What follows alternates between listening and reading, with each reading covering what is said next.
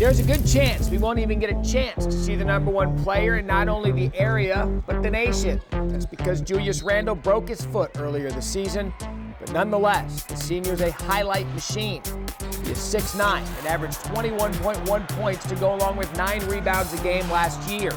The lefty is a top 3 NBA lottery pick in the making. He loves to catch the ball in the blocks and face up his opponent, where he can either drain the jumper or go to the glass and finish in the lane. He is undecided on his college choice. Hopefully, Julius Hard-to-Handle Randle will be able to return for the Lions' playoff run. Over at DeSoto, Matt Jones has been filling up the stat sheet for a couple of years. Now a senior, Jones' primary goal is to get the Eagles to Austin. Jones averaged 18.5 points and 8.5 rebounds a game last year. He's a three-point threat as soon as he hits the court, and because of his quick release, he's extremely hard to guard. To go along with his long-range shot, Jones has developed a pull-up jumper, which he used to help him shoot 54% from the field last year. He is headed to Duke next year and will be a favorite amongst the Cameron Crazies. Kimball's Keith Frazier got himself a ring last year by leading the Knights to a 4A state championship. The best word to describe Frazier is smooth. Everything about his game is silky smooth, especially his jumper. The ball leaving his hand from three-point range is a thing of beauty. If he starts heating up, just sit back and enjoy the show. Frazier averaged 21.7 points and 8 rebounds last year and had a knack of bringing the crowd to life by dropping NBA-range threes or a monstrous dunk. The senior has not chosen a college, but area schools like Texas A&M, and SMU are still on his list. At Prime Prep Academy, the basketball talent is second to none, especially Grace Prep transfer Jordan Mickey. He is 6'8", 220-pound power forward who certainly knows how to finish above the rim. Mickey is one of the area's best dunkers, and his game is suited for the low post. He averaged 15 points a game last year to go along with 11 boards. Mickey is headed to LSU and should make the Tigers an instant contender.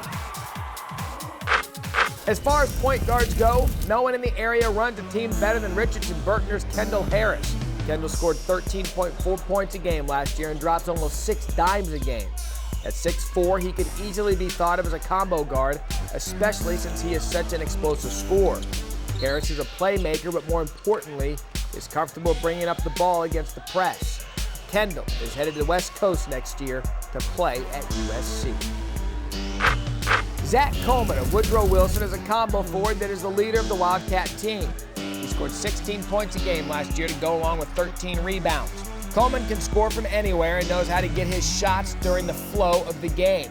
The 6'7" senior is an excellent decision maker on and off the court, and he has decided this summer to take his game to the University of Massachusetts next year. The Rowlett Eagles have a lot of experienced talent on their squad, but there may be no one as talented as Jeffrey Carroll.